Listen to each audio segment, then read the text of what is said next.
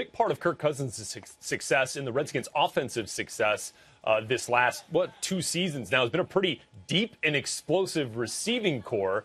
And that core could take a hit in free agency this year with Pierre Garcon and DeSean Jackson both headed to free agency. Mike, what's the likelihood that both of those 30-year-old receivers are back with the Redskins next year? Likelihood of both is extremely low.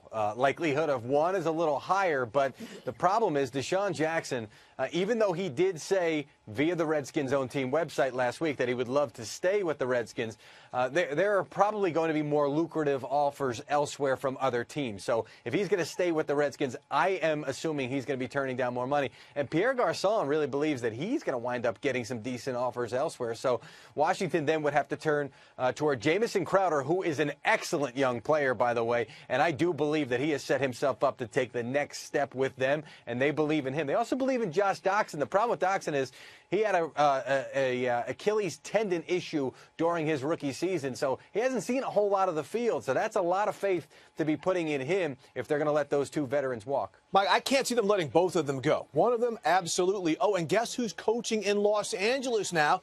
Sean McVay, who knows them very well. There's a lot of conversation in L.A.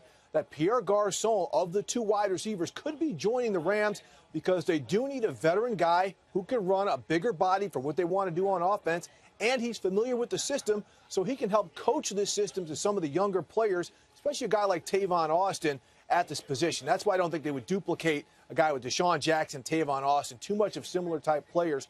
But then Garcon could be coming to the Rams.